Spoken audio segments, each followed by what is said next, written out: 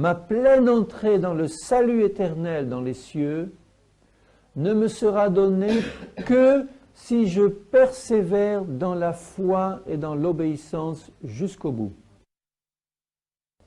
Je ne dois pas abandonner mon assurance à laquelle est attachée une si grande rémunération, dit l'Épître aux Hébreux. Si j'abandonne mon assurance, qu'est-ce qui se passe? J'abandonne la foi, puisque la foi c'est une ferme assurance, hein? D'accord? Si j'abandonne mon assurance, j'abandonne la foi. Et qu'est-ce qui se passe si j'abandonne la foi? Je coule.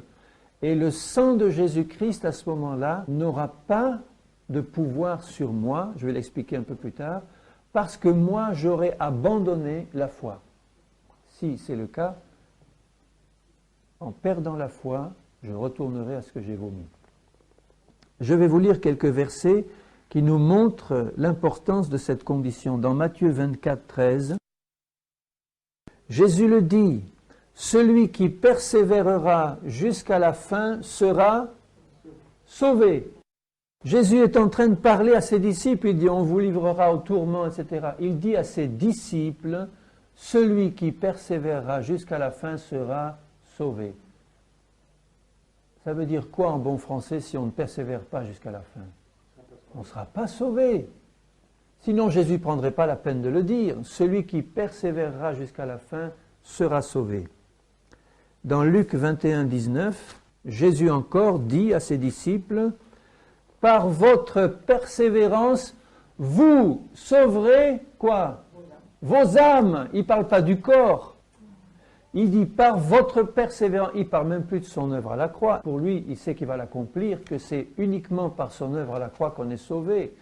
Mais ma foi qu'il me donne en plus va me permettre de persévérer jusqu'au bout. Et il me dit là, par ta persévérance, tu sauveras ton âme. C'est lui qui a sauvé mon âme. Mais c'est par ma persévérance que j'entrerai dans ce salut. Ça ne peut pas être plus clair. Dans Romains 2, 7, verset 6 d'abord.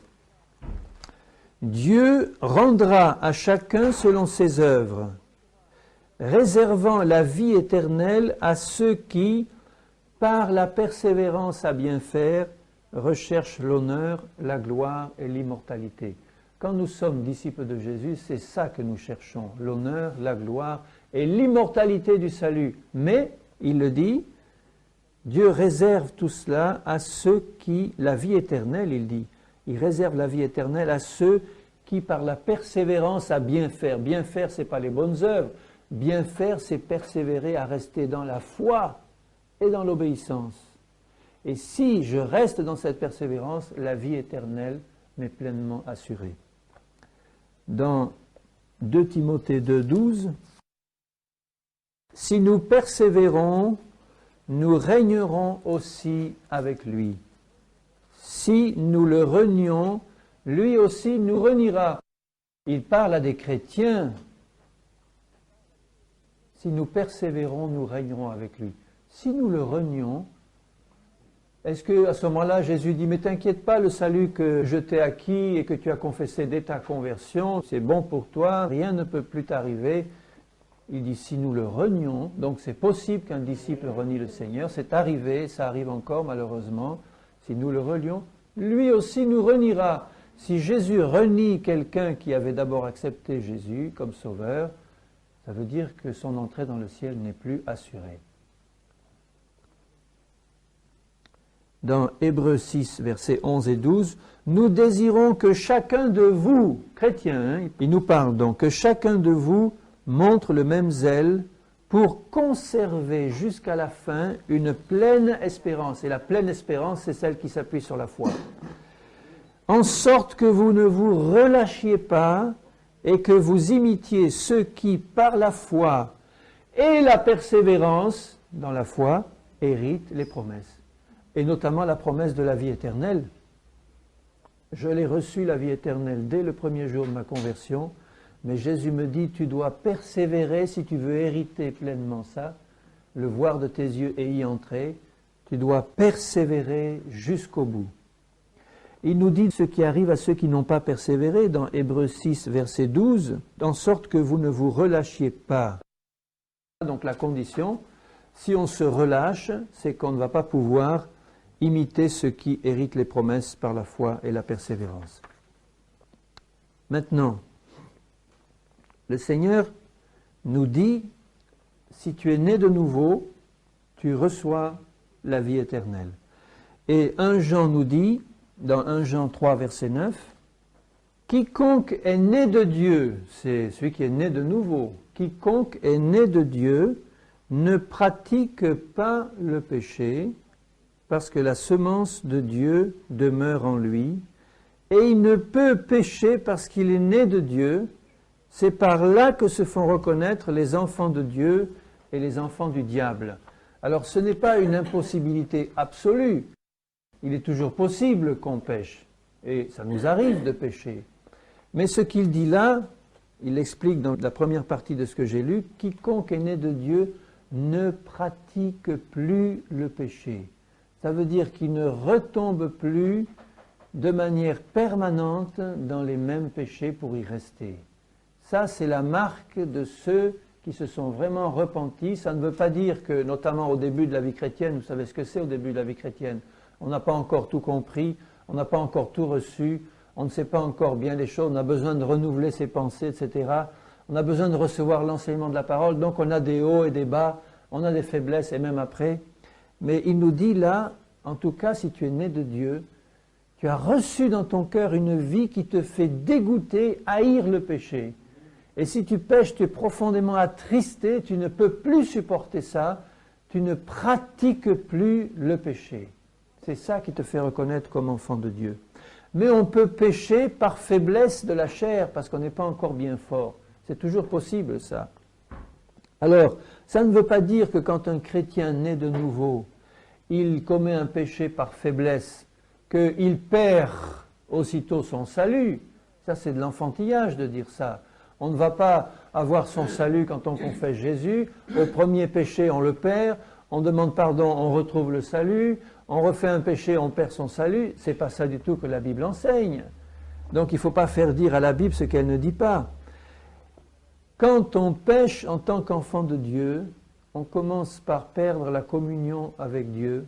Elle est coupée parce qu'on a attristé le Saint-Esprit. Et c'est pour cela que immédiatement le Saint-Esprit veut nous convaincre en tant qu'enfant de Dieu qu'on a péché, pour qu'on puisse confesser ses péchés au Seigneur, demander pardon, recevoir le pardon, être lavé par le sang de Jésus et repartir sur le bon chemin qui monte jusqu'à la vie éternelle. Vous voyez, c'est ça que Dieu veut. On ne pratique pas le péché, on peut pécher par faiblesse, mais immédiatement le Saint-Esprit nous pousse à nous repentir, c'est-à-dire confesser son péché, demander pardon, recevoir le pardon, être lavé dans le sang de Jésus, retrouver la communion avec Dieu et repartir. Repartir, repartir. Aussi souvent qu'il est nécessaire de le faire, confessons nos péchés, recevons le pardon de Dieu et avançons sur ce chemin. Le problème, par exemple, de Simon, je vais vous lire un cas où il est montré ce que quelqu'un a fait après avoir été converti dans Acte 8. Et c'est important parce que il ne s'agit pas simplement de confesser son péché en disant à Dieu, Seigneur, je reconnais que j'ai péché. C'est pas suffisant, je reconnais que j'ai péché. Mais il faut que je prie immédiatement pour recevoir le pardon de Dieu. Ça va ensemble. Dans Acte 8, Simon était un magicien, mais il a écouté l'Évangile et il est dit au verset 13, Acte 8, 13, Simon lui-même crut et après avoir été baptisé, il ne quittait plus Philippe et voyait avec étonnement les miracles et les grands prodiges qui s'opéraient. Jésus a dit que pour devenir son disciple, il faut faire deux choses. Si tu crois au Seigneur Jésus et si tu es baptisé, tu seras sauvé. Crois et sois baptisé. Il le dit dans Marc 16. Si tu veux la vie éternelle, tu crois et tu reçois le baptême. Donc là, Simon avait rempli les deux conditions qui pouvaient faire de lui un chrétien. Simon crut et il fut baptisé. Il est devenu disciple de Jésus. Mais tout de suite après, il commet un gros péché. Tous les péchés sont des péchés qui sont désagréables au Seigneur, mais il y en a qui sont particulièrement attristants pour le Seigneur.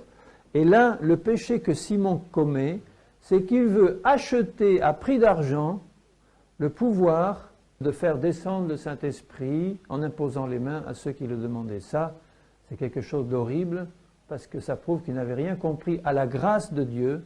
Rien ne s'achète avec Dieu, tout est un don gratuit. Et il avait donc le cœur tordu, bien qu'il fût disciple de Jésus. Il avait encore le cœur tordu. Alors regardez ce que Pierre lui dit au verset 20. Mais Pierre lui dit « Que ton argent périsse avec toi, puisque tu as cru que le don de Dieu s'acquérait à prix d'argent. » Il n'a pas compris la grâce de Dieu, lui. Pourtant, il était disciple. « Il n'y a pour toi ni part ni lot dans cette affaire, car ton cœur n'est pas droit devant Dieu. » Est-ce qu'il lui dit « Contente-toi de confesser ton péché, ça suffit, puisque Jésus a tout pardonné, tu l'as accepté comme sauveur, maintenant tous tes péchés sont automatiquement pardonnés. » Non, il lui dit « Repens-toi de ta méchanceté et prie le Seigneur pour que la pensée de ton cœur te soit pardonnée. » C'est pas clair ça? Repens-toi et prie le Seigneur pour que tu sois pardonné. Et il était chrétien, disciple de Jésus. Et d'ailleurs, il ne s'y trompe pas, puisqu'il dit « Priez vous-même le Seigneur pour moi, pour que rien ne m'arrive de ce que vous m'avez dit. » Parce qu'il risquait gros. Ils ont prié, je suppose, c'est pas dit, mais ils ont dû prier pour lui. Et Pierre lui dit « Repens-toi et prie pour être pardonné. » Donc c'est le modèle que l'apôtre Pierre nous demande à nous de suivre. Et je suppose que si Simon l'a fait, eh bien, il a été pardonné s'il l'a fait de tout son cœur, puisque Jésus dit « Je ne remettrai pas dehors celui qui vient vers moi ». On est pardonné. Si tu confesses tes péchés, au sens où il le dit à Simon « Seigneur, j'ai péché », et si tu demandes pardon pour tes péchés, le sang de Jésus te lave et te purifie complètement. C'est merveilleux, alléluia. C'est là qu'on peut garder l'assurance du salut. Donc, si on pêche en tant que chrétien, le Seigneur nous demande de suivre ce modèle. Repens-toi et prie pour que ce péché te soit pardonné, et le sacrifice que Jésus a accompli déjà d'avance pour toi, pour ce péché, eh bien permettra que par son sang tu sois entièrement lavé et que tu repartes avec le Seigneur. C'est tellement merveilleux. C'est ça la grâce de Dieu. C'est tellement merveilleux de pouvoir, en confessant nos péchés, en les reconnaissant et en demandant pardon, de recevoir un plein pardon et de repartir. Alléluia. Même 70 fois, 7 fois par jour. Tandis que, si on pêche en tant que chrétien, sans se repentir et sans demander pardon pour ses péchés, à ce moment-là, qu'est-ce qui se passe? On ne perd pas tout de suite son salut. Mais on quitte le bon chemin et on commence à mettre le pied sur le mauvais chemin qui descend vers la perdition. Et le problème, si on ne se repent pas, si on n'abandonne pas son péché et si on ne demande pas pardon, le problème à ce moment-là, c'est que plus on va avancer dans le temps et plus on va s'endurcir parce qu'on a refusé d'écouter la voix du Saint-Esprit qui nous dit « Repens-toi, change, demande pardon et reviens là où tu as quitté le bon chemin pour revenir sur le chemin étroit qui mène à la vie éternelle. Tu as commencé à mettre le pied dehors. Vite, la bonté de Dieu me pousse à la repentance pour pouvoir remettre le pied sur le droit chemin. Tandis que si je ne confesse pas mon péché, si je ne demande pas pardon au Seigneur, si je ne reçois pas immédiatement son pardon, à ce moment-là, on met le pied sur le mauvais chemin. Et si on persévère cette fois dans le mauvais chemin, le cœur s'endurcit de plus en plus. Et à ce moment-là, on risque de tomber dans la perdition éternelle. Mais tant qu'il y a de la vie, je dirais, il y a de l'espoir. Parce que le Saint-Esprit est toujours là pour me convaincre de péché, pour me faire revenir en arrière. Je vais vous citer quelques versets maintenant où l'apôtre Paul et d'autres montrent qu'il est possible pour un chrétien de se détourner de la bonne voie pour s'engager sur la mauvaise. Dans Galates 1,6, « Je m'étonne que vous vous détourniez si vite de celui qui vous a appelé par la grâce de Christ pour passer à un autre évangile. » Tu te rends compte? Un autre évangile. Est-ce qu'un autre évangile peut nous sauver? Seul l'évangile de Jésus-Christ peut nous sauver. Et il dit à des Galates qui étaient des chrétiens, des disciples, « Je m'étonne que vous vous détourniez si vite du bon évangile pour passer à un autre. Donc, première chose, il est possible à des chrétiens de se détourner du bon évangile pour passer à un autre. Dans 1 Timothée 1, 18,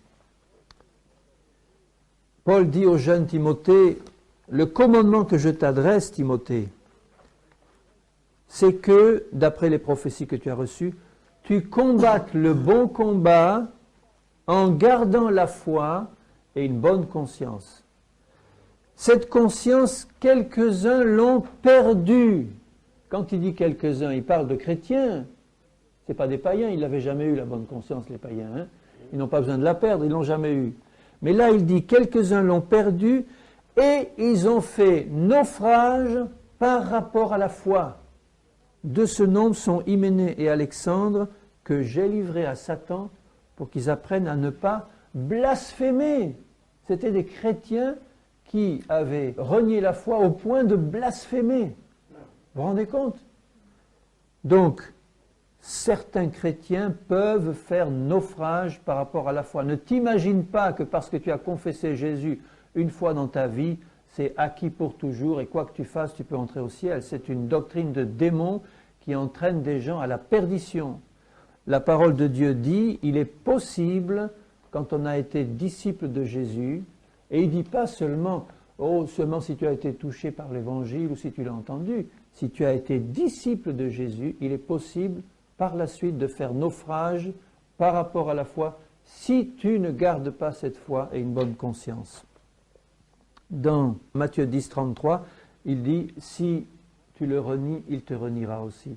Donc il est possible qu'un chrétien renie Jésus. Dans 2 Timothée 2, 12, si nous persévérons, nous régnerons avec lui. Si nous le relions, lui aussi nous reniera.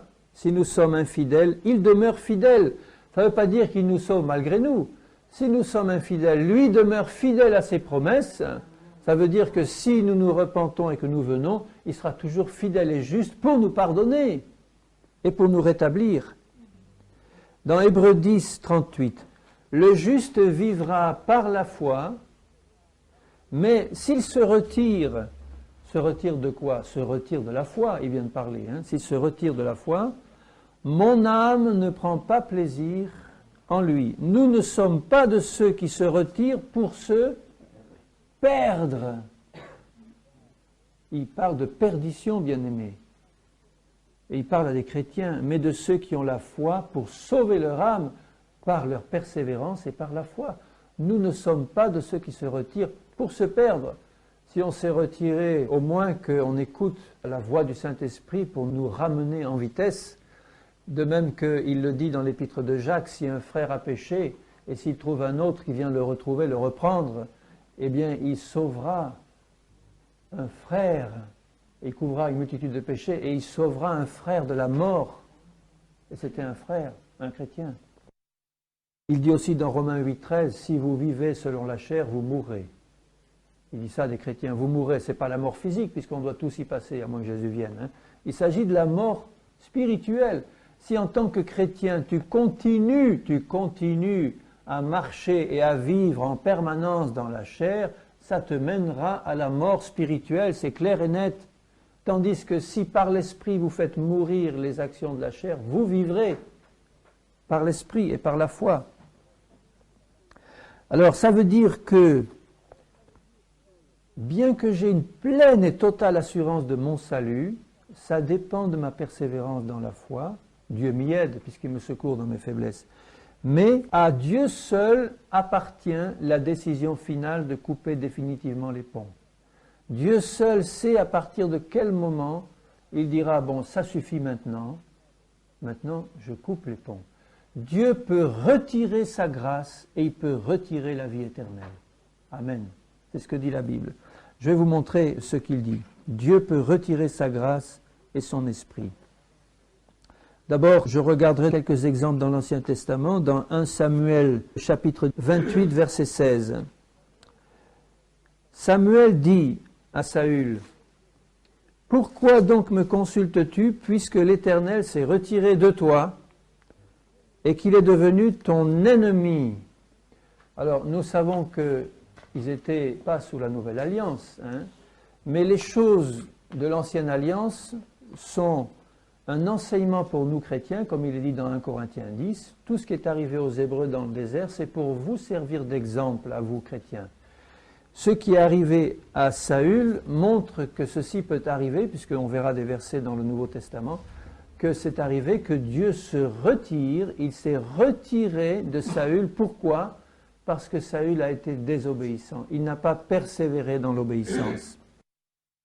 Dans Juges 16, 20, il est dit, à propos de Samson, Samson a été revêtu de manière puissante de l'Esprit de l'Éternel. Son problème, c'est qu'il aimait trop les femmes qui l'ont perdu. Et il dit au verset 20 du chapitre 16, Juge 16, « Il perdit sa force » et à la fin du verset, « Il ne savait pas que l'Éternel s'était retiré de lui. » Vous vous rendez compte? Il ne savait pas. Il ne s'était même pas rendu compte. L'Éternel s'était retiré de lui. S'était coupé la chevelure, mais enfin en fait c'est qu'il avait désobéi. Et à cause de sa désobéissance, l'Éternel s'est retiré de lui. Ésaü dans Hébreux 12, verset 14, Hébreux 12, 14. « Recherchez la paix avec tous et la sanctification, sans laquelle nul ne verra le Seigneur. Veillez à ce que personne ne se prive de la grâce de Dieu, la vraie grâce, à ce qu'aucune racine d'amertume poussant des rejetons ne produise du trouble et que plusieurs n'en soient infectés. » Il parle à des chrétiens. L'Épître aux Hébreux, ça s'adresse à des chrétiens. « À ce qu'il n'y ait ni impudique, ni profane comme Ésaü. » Donc, il parle de quelqu'un qui était dans l'Ancien Testament, Ésaü, mais il s'adresse à des chrétiens pour leur dire « Attention, ce qui est arrivé à Ésaü, ça peut vous arriver à vous aussi, puisque c'est un exemple que je vous donne. » Donc faites attention qu'il n'y ait parmi vous aucun impudique ni aucun profane comme Ésaü, qui pour un mets vendit son droit d'aînesse. Vous savez que plus tard, voulant obtenir la bénédiction, il fut rejeté, quoiqu'il la sollicitât avec larmes, car son repentir ne put avoir aucun effet. Bien-aimé, c'est sévère ce qu'il nous dit là. Pourquoi? Parce que Ésaü était un homme charnel et toute sa vie, il a rejeté la grâce de Dieu et il a refusé d'obéir au Seigneur. Donc Dieu a été très patient avec lui. Il n'a pas été rejeté à la première peccadille ou au premier péché ou même au deuxième ou au troisième. Mais il a été rejeté après toute une vie de désobéissance. Il était arrivé au point de non-retour. Il est même dit quelque part dans la parole, Dieu a aimé Jacob, qui pourtant n'avait pas que des qualités. Dieu a aimé Jacob et il a haï Ésaü. Pourquoi? Parce qu'Ésaü était un homme qui se moquait de Dieu, qui méprisait la parole, qui désobéissait au Seigneur et qui n'a pas voulu marcher et rester dans l'obéissance. Et s'il avait fait comme son frère Jacob, qui était plein de défauts, plein de problèmes, mais qui aimait le Seigneur et qui voulait la bénédiction et qui voulait avancer, Dieu l'aurait aidé et Dieu l'aurait fait rentrer dans son salut. Et là, il dit, faites attention qu'il n'y en ait personne parmi vous, chrétiens, comme lui. Vous savez ce qui lui est arrivé? Voulant avoir la bénédiction, il se l'est vu refuser, son repentir n'a pu avoir aucun effet, bien qu'il le sollicita avec larmes. Ça veut dire qu'il n'a pas pu avoir la vraie repentance qui mène au salut. Il a fait comme Judas, qui s'est repenti, mais qui allait se suicider. S'il avait vraiment reçu le pardon de Dieu, il ne se serait pas suicidé. S'il avait vraiment reçu le pardon. C'est l'un des deux qui est appelé dans la Bible le fils de perdition avec l'Antichrist, Judas. Jésus a dit, Père, je te prie que pas un ne se perde et pas un ne s'est perdu, sinon le fils de la perdition, Judas. Il s'est repenti, il a regretté, mais ce n'était pas une vraie repentance qui mène au salut. Il n'a pas reçu le pardon de Dieu. Et Dieu lui aurait pardonné s'il avait vraiment eu cette repentance dans le cœur. Mais ce n'était pas le cas. Donc, il est possible que Dieu retire sa grâce et son esprit, y compris dans le Nouveau Testament. On peut donc, premièrement, 2 Corinthiens 6, 1, on peut donc avoir reçu la grâce de Dieu en vain. C'est le mot même qui est employé ici dans 2 Corinthiens 6, 1. il parle à des chrétiens de Corinthe, « Puisque nous travaillons avec Dieu, nous vous exhortons à ne pas recevoir la grâce de Dieu en vain. » Il est possible de recevoir en tant que chrétien la grâce de Dieu en vain. Alors, comment peut-on recevoir la grâce de Dieu en vain? C'est abandonner la foi et désobéir au Seigneur. À ce moment-là, la grâce de Dieu n'agit plus parce qu'on a quitté la foi. C'est clair, frères et sœurs? Amen. Dans Galates 5.4, il dira même encore plus. Galates 5.4, il est possible pour un chrétien d'être déchu de la grâce.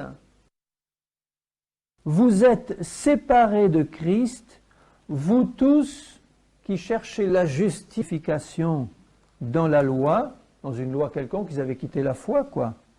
Vous êtes déchus de la grâce. Pour nous, c'est de la foi que nous attendons par l'Esprit, l'espérance de la justice.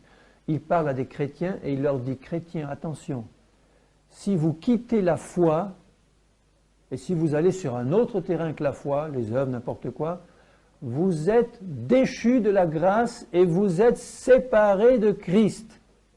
Et si vous restez dans cet état, qu'est-ce qui va se passer à votre mort? Vous allez mourir dans vos péchés et vous ne verrez pas le salut de Dieu. Est-ce qu'on peut déchoir de la grâce, être séparé de Christ et voir le salut? Non. Être déchu, vous savez, quand un roi est déchu, il était sur le trône et il est déchu. Ça veut dire qu'il y était avant sur le trône et maintenant il n'y est plus, il est tombé. Déchu, ça veut dire tomber. Vous êtes déchu de la grâce. La grâce de Dieu n'est opérante que si je reste dans la foi. Et même dans Hébreux 10, 29, encore plus loin, au verset 26, d'abord, il parle à des chrétiens, si nous péchons volontairement, ce n'est pas encore une fois une faiblesse de la chair dans laquelle on s'est laissé aller et dont on peut se repentir. Mais là, c'est autre chose. Si nous péchons volontairement après avoir reçu la connaissance de la vérité, il le dit dans un autre passage du livre des Hébreux, ce sont ceux qui sont allés loin avec le Seigneur, qui ont goûté aux choses de l'Esprit. Dans Hébreux 6, il le dit, ceux qui ont eu part à la vie céleste, au don de l'Esprit, à la vie profonde avec Dieu, et qui n'ont pas persévéré, qui ont chuté, à ce moment-là, il est impossible qu'ils soient de nouveau amenés à la repentance. Et ici, il dit, si nous péchons volontairement après avoir reçu la connaissance de la vérité, il ne reste plus de sacrifice pour le péché, mais une attente terrible du jugement et l'ardeur d'un feu qui dévorera les rebelles.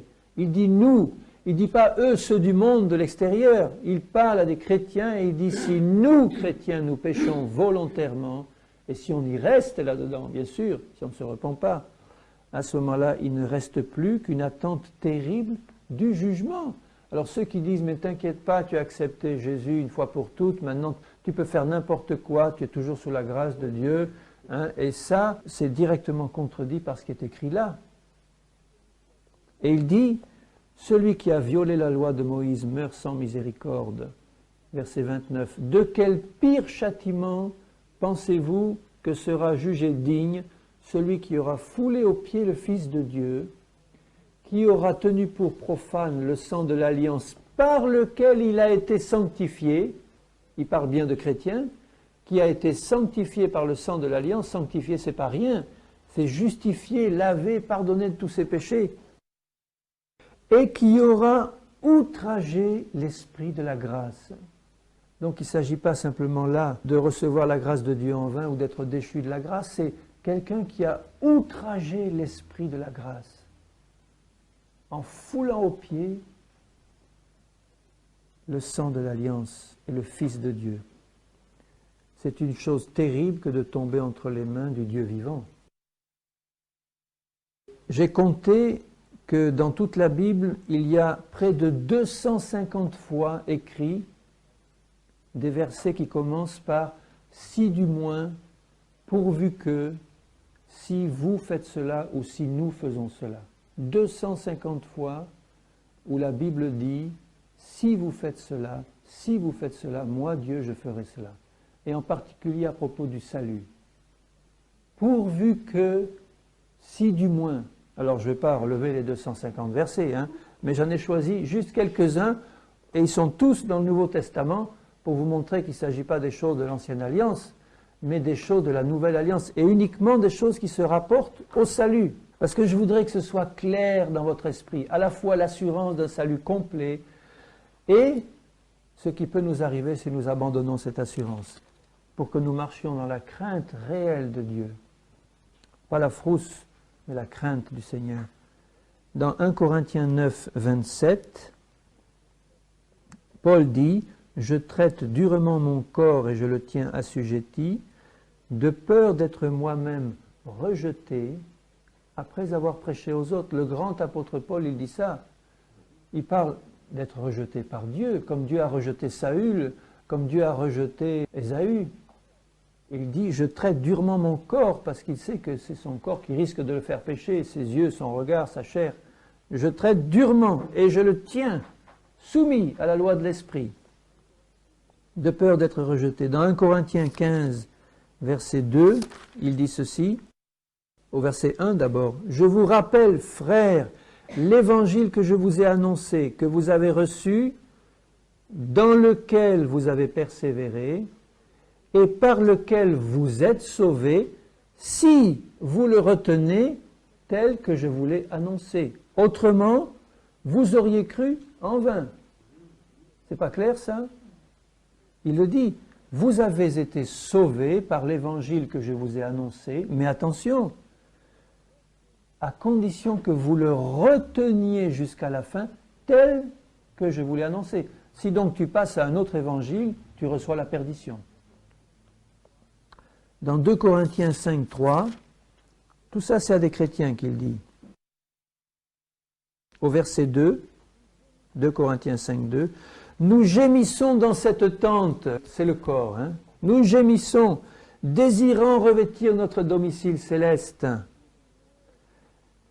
Si du moins, encore un si du moins, nous sommes trouvés vêtus et non pas nus, vêtus de la justice des saints. » Nu, ça veut dire qu'on n'a plus aucune justice dessus, puisque le vêtement blanc, c'est la justice des saints. Si du moins, nous sommes trouvés par Dieu vêtus de sa justice et pas nus.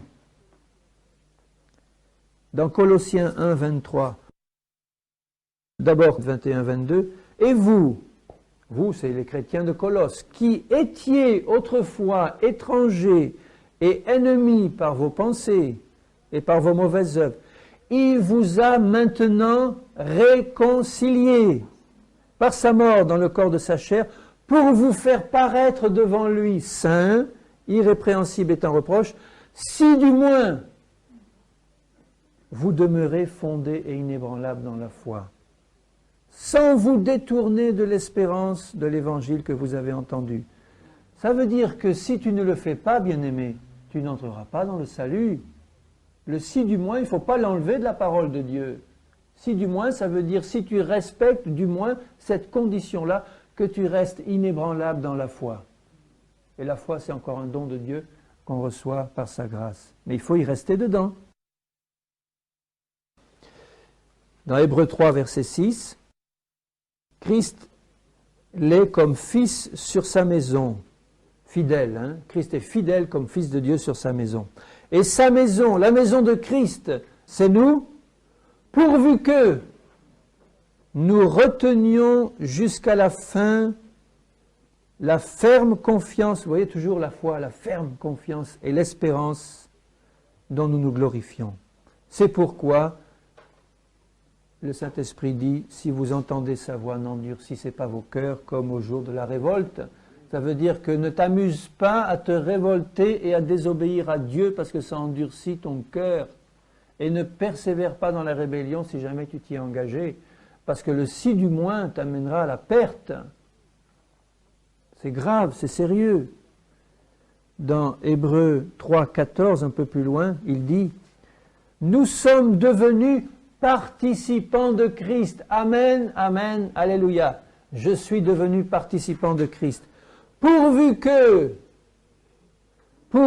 nous retenions fermement jusqu'à la fin l'assurance que nous avions au commencement. » Il en parle encore de l'assurance de la foi. Vous voyez que tout ça, ce n'est pas par nos œuvres, c'est par la foi.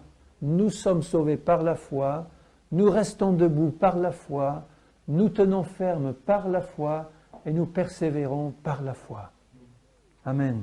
Jusqu'au bout. Pourvu que nous gardions jusqu'à la fin, jusqu'au retour béni du Seigneur ou jusqu'à la mort, mais jusqu'à la fin, que je garde la foi. Et s'il m'arrive, comme Pierre, de sombrer parce que j'ai regardé autour de moi, j'ai quitté de yeux Jésus, il a coulé. Qu'est-ce qu'il a fait? Tout de suite, il a dit, Seigneur, sauve-moi. Et Jésus l'a pris par la main et l'a relevé. Il l'a relevé parce qu'il a dit, Jésus, sauve-moi. Il a retourné les yeux vers Jésus. Donc, garder la foi jusqu'à la fin, ça ne veut pas dire qu'on ne va jamais plus faire le moindre petit péché. Ça veut dire qu'on va immédiatement se repentir, demander pardon et se remettre en communion, reprendre la main de Jésus et continuer à avancer avec lui jusqu'au bout. Et c'est là que la grâce de Dieu agit. Parce que si nous péchons par faiblesse, immédiatement nous devons confesser notre péché, demander pardon, recevoir le pardon, se relever et repartir la main dans la main avec Jésus. Jusqu'à ce qu'on ait sur cette terre une pleine victoire sur le péché, par la foi encore, et qu'on entre pleinement dans le salut. Si du moins. Alléluia. Donc, en conclusion, j'y arrive, j'ai presque fini. On doit faire deux choses en conclusion, c'est le résumé aussi. Premièrement, nous devons, puisque nous avons reçu ce salut dès le départ, nous devons veiller sur nos voies pour être fidèles jusqu'au bout. Ça, c'est le premier point le plus important.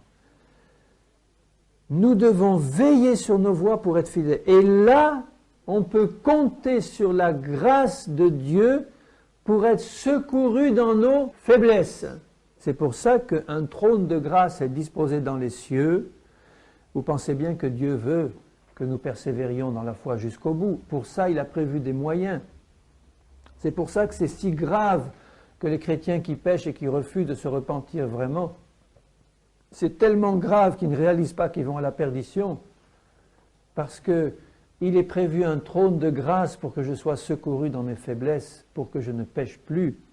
Dans Hébreux 4,16, il est dit, « Approchons-nous avec assurance du trône de la grâce, afin d'obtenir miséricorde et de trouver grâce pour être secouru dans nos besoins, dans nos faiblesses. » Seigneur, fais-moi grâce, tu vois que je suis faible, tu vois que j'ai encore des tendances mauvaises, tu vois que je n'ai pas encore tout compris, tu vois, Seigneur, que j'ai des hauts et des bas et des chutes. Eh bien, Seigneur, je m'approche du trône de la grâce pour être secouru, pour être fortifié, parce que toi, tu es venu dans un corps de chair et tu as compris ce que c'est que vivre sur cette terre. Un trône de grâce nous est disposé dans les cieux. Mais, prenons garde. C'est ça, veillons sur nos voies, prenons garde. Je vais vous lire les versets simplement. On doit prendre garde à un certain nombre de choses pour persévérer jusqu'au bout. Dans Marc 4, 24, Jésus dit, prenez garde à ce que vous entendez. La foi vient de ce que l'on entend, et l'incrédulité vient aussi de ce que l'on entend. C'est pour ça que le jugement des prédicateurs qui annoncent des fausses doctrines sera si sévère. Parce qu'ils donnent la foi ou ils donnent l'incrédulité parce qu'ils disent. Si c'est la parole de Dieu qu'ils disent, ils vont donner la foi. Si c'est de l'incrédulité qu'ils transmettent, ils vont transmettre la perdition. Donc Jésus nous dit, prenez garde à ce que vous entendez, triez, vérifiez dans la parole et faites attention parce qu'on vit dans des temps de séduction. Il dit ensuite, Marc 13, 5, prenez garde à ce que personne ne vous séduise. On vit dans des temps de séduction terribles. Satan met en avant toutes sortes de fausses doctrines pour nous séduire dans l'erreur. Et Jésus dit, prenez garde. Tu es responsable de garder ton salut que Dieu t'a donné, en prenant garde à ne pas être séduit. Et si tu gardes la parole, tu ne seras pas séduit. Pourquoi? Parce que Jésus dit en Apocalypse, si tu gardes ma parole, je te garderai de la séduction. Amen. Dans Marc 13, 9, il dit, prenez garde à vous-même. À vous-même. C'est notre ennemi numéro un, nous-mêmes. C'est pour ça qu'il est nécessaire de comprendre que notre moi a été crucifié et qu'on doit prendre garde à tout ce qui vient de l'intérieur, nos pensées, nos sentiments, etc. Dans 1 Corinthiens 8, 9, je ne vous lis pas le verset, mais je vous dis l'idée, Paul dit, prenez garde à ne pas causer par votre liberté la perte de chrétiens dont la foi est plus faible que la vôtre. Et il dit la perte, tu causerais la perte d'un frère par ta liberté si tu le fais pécher, toi qui es libre de manger des viandes consacrées aux idoles, si tu le fais librement alors que devant toi tu as un chrétien qui est faible, et tu vas le pousser à en manger alors qu'il n'est pas dans la foi et sa conscience va être souillée, et tu vas provoquer la perte d'un frère par ta liberté. Donc il dit, prends garde à ta marche et fais attention, regarde autour de toi les chrétiens qui sont faibles et fais attention de ne pas être une pierre d'achoppement par ta liberté. Et dans Hébreux 3,12, il dit enfin, prends garde à ne pas avoir un cœur mauvais et incrédule. Il parle à des chrétiens, des cœurs mauvais et incrédules comme les Hébreux dans le désert, qui ont tenté Dieu par leur désobéissance et qui sont morts dans le désert. Ça, c'est le premier point. Hein. Veillons sur nos voies pour être fidèles jusqu'au bout. Et le deuxième point de la conclusion, pour pouvoir ainsi conserver une pleine assurance de mon salut par la foi. Une pleine assurance est possible. Je n'ai aucune crainte de perdre mon salut, bien-aimé. J'ai la crainte de Dieu et j'ai la crainte de m'écarter du droit chemin. Parce que je sais que si je le fais, je risque gros. Mais je n'ai pas peur de perdre mon salut parce que je me confie en Dieu, je veux lui obéir, je veux qu'il change ma vie, je veux qu'il change mes sentiments, mes pensées, je veux qu'il me rende ferme et inébranlable jusqu'au bout. Il connaît le désir de mon cœur et je n'ai pas peur de perdre mon salut. On ne perd pas son salut comme on perd son portefeuille. On perd son salut si on décide de rester sur la mauvaise voie. Et dans 2 Pierre 1,11, il nous dit ceci, je vous le lis. C'est ainsi en effet que l'entrée dans le royaume éternel de notre Seigneur et Sauveur Jésus-Christ vous sera pleinement accordée. C'est ainsi comment? Et il dit, au début il le dit, faites tous vos efforts pour joindre à la foi, la vertu, etc., à un certain nombre de qualités. Donc si je fais mes efforts, ce n'est pas des bonnes œuvres, ça veut dire que Seigneur, tu sais que ma volonté, elle est à ton service, et je vais moi serrer les dents pour avancer contre vent et marée, même s'il n'y en a qu'un qui doit rester, Seigneur, là où je suis, eh bien ça sera moi. Je vais serrer des dents et avancer en gardant mes yeux fixés sur toi, faire mes efforts pour avancer dans la bonne direction, comme Paul dit, courez dans la voie qui vous est offerte. Un coureur, il fait de l'effort, il veut atteindre le but, c'est ça. C'est ainsi que la pleine entrée dans le royaume éternel te sera accordée. Et dans 1 Thessaloniciens 5, 23, que le Dieu de paix vous sanctifie lui-même, tout entier, et que tout votre être, l'esprit, l'âme et le corps, soit gardé irréprochable lors de l'avènement de notre Seigneur Jésus-Christ. C'est celui qui vous a appelé est fidèle et c'est lui qui le fera. C'est lui qui le fera si du moins je reste attaché à Christ et si je reste dans la foi. Vous voyez, ce qui est formidable, c'est que si je reste attaché au Seigneur et à sa parole, si je continue à la sonder pour la mettre en pratique, qu'est-ce qui va se passer? Le Seigneur, lui, qui est tout-puissant, il va me garder, il va me transformer intérieurement, et c'est lui qui fera manifester dans ma vie toutes ses promesses, parce que moi, je suis resté dans la foi. C'est Dieu qui le fera, c'est Dieu qui va me garder, c'est Dieu qui va me garder debout, c'est Dieu qui va me garder de la séduction, c'est Dieu qui va tout arranger dans ma vie pour que j'entre pleinement dans ce salut éternel. C'est lui qui le fera si moi je reste dans la foi qu'il me donne. Amen. Alléluia. Seigneur, ma prière, c'est que ces paroles restent gravées dans nos cœurs parce que c'est ta parole. Je veux, pour ma part, te louer du plein salut que tu nous as donné en Christ. Un salut merveilleux, éternel. Un salut glorieux que tu nous as acquis à grand prix par le sang de Jésus. Et Seigneur, j'ai confiance en toi pour que tu me gardes jusqu'à ce jour. À ce jour merveilleux et glorieux où tu viendras me chercher. Seigneur, j'ai confiance en toi pour que tu me gardes aussi debout. Pour que tu fasses pénétrer ta parole en moi, pour qu'elles produisent du fruit abondant pour ta gloire, une pleine victoire sur toute la puissance du péché, une vie de sainteté à la gloire de ton nom. C'est toi qui le feras pour tous mes bien-aimés, pour tes enfants qui veulent vraiment marcher avec toi, Seigneur. Et je t'en rends grâce de tout mon cœur au nom de Jésus. Amen.